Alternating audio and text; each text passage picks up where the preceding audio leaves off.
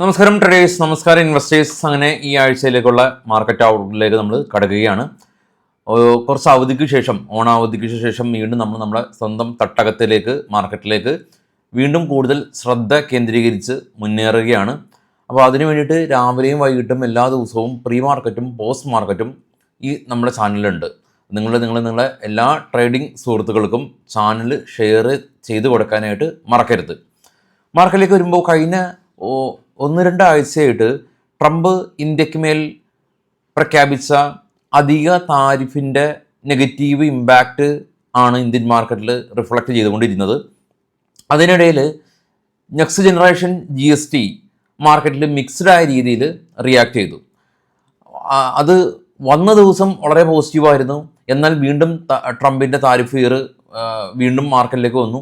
അങ്ങനെ മാർക്കറ്റ് ഒരു കൺസോൾട്ടേഷൻ സോണിലൂടെയാണ് കടന്നു പോയിട്ടുള്ളത്. എന്നാൽ മാർക്കറ്റ് വീക്ക്ലി അടിസ്ഥാനത്തിൽ പോസിറ്റീവിൽ തന്നെയാണ് ഉള്ളത് എന്നുള്ളതാണ് വാസ്തവം. നിഫ്റ്റിയുടെ ചാർട്ട് നമുക്കൊന്ന് കാണാം. നിഫ്റ്റിയുടെ ചാർട്ടിൽ കാണാം, തിങ്കളാഴ്ച ദിവസം 24,528 ഓപ്പൺ ചെയ്തതിന് ശേഷം നിഫ്റ്റി 24,750 റെസിസ്റ്റൻസ് ഫേസ് ചെയ്തു. വീണ്ടും 24,528.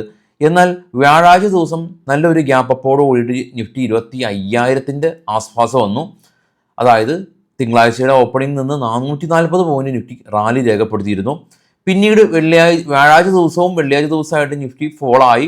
ഇപ്പോൾ ക്ലോസ് ചെയ്തിരിക്കുന്നത് 24,743 തിങ്കളാഴ്ച ഓപ്പണിങ്ങിൽ നിന്ന് 220 പോയിന്റ് പ്ലസിൽ തന്നെയാണ് നിഫ്റ്റി ഉള്ളത്. അതായത് വീക്കിലി അടിസ്ഥാനത്തിൽ നിഫ്റ്റി പോസിറ്റീവിൽ തന്നെയാണുള്ളത്.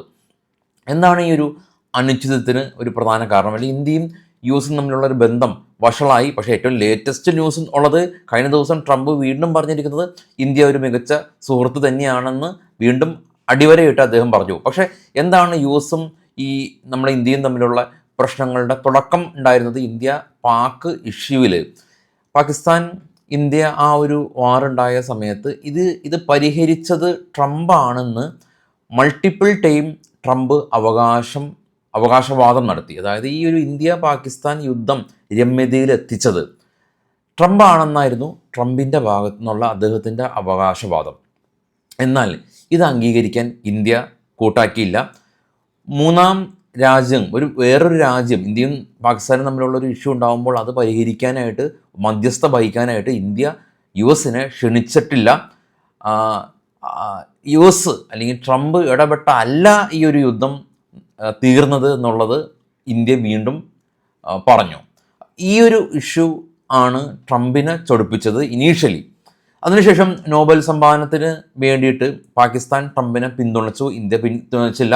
അപ്പോൾ അങ്ങനെയുള്ളൊരു ഇഷ്യൂ ആയിരുന്നു ഈ ബിഗിനിങ് സ്റ്റേജ് ഉണ്ടായിരുന്നത്. പിന്നീട് ഇന്ത്യ റഷ്യയിൽ നിന്ന് വില കുറഞ്ഞ രീതിയിൽ ക്രൂഡ് ഓയിൽ വാങ്ങുന്നു.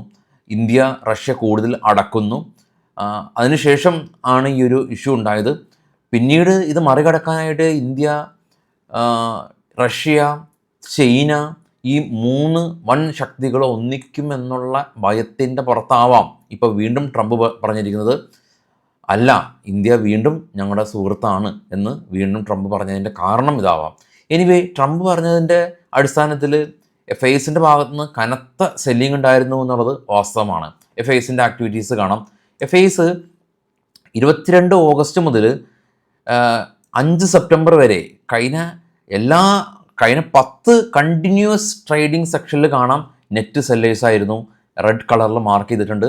അപ്പോൾ FIS ഇന്ത്യൻ മാർക്കറ്റിൽ സെപ്റ്റംബർ മാസം മാത്രം ഏകദേശം 12,000 കോടി രൂപക്ക് മുകളിൽ സെല്ല് നടത്തിയിട്ടുണ്ട്. കഴിഞ്ഞ 10 ദിവസമായിട്ട് FIS ഇന്ത്യൻ മാർക്കറ്റിൽ സെല്ല് നടത്തിയതിൻ്റെ പ്രധാന കാരണം ഈ ഒരു താരിഫ് ഫിയർ തന്നെയാണെന്നുള്ളത് വാസ്തവം തന്നെയാണ്.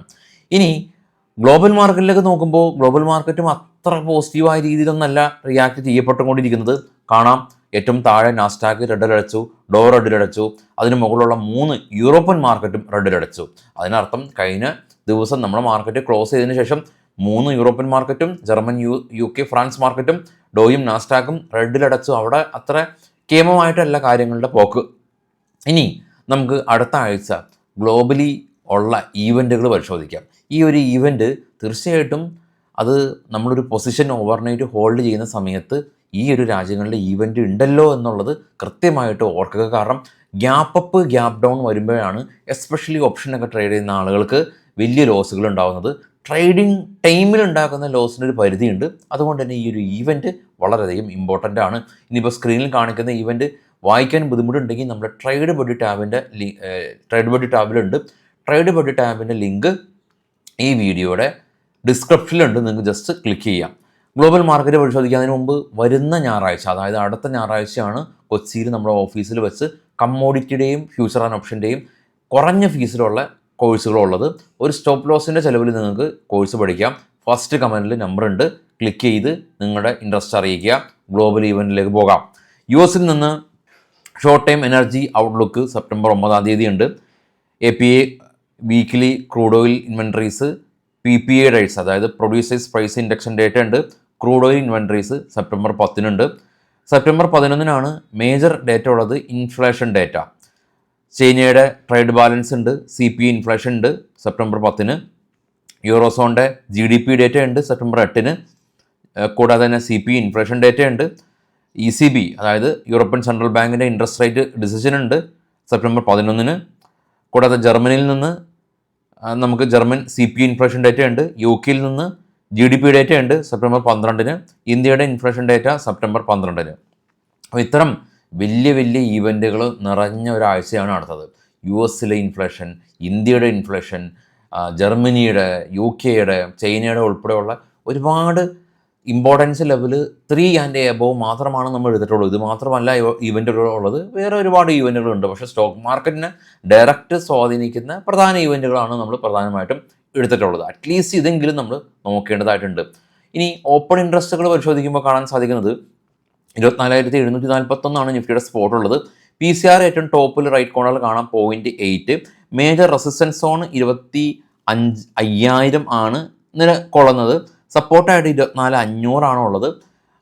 ഈ ഭാഗത്തും പുട്ടും കോളും ഏകദേശം കോളാണ് കൂടുതൽ, റൈറ്റിംഗ് കൂടുതലുള്ളത്. അതുകൊണ്ടാണ് PCR 0.8 ആയിട്ടുള്ളത്.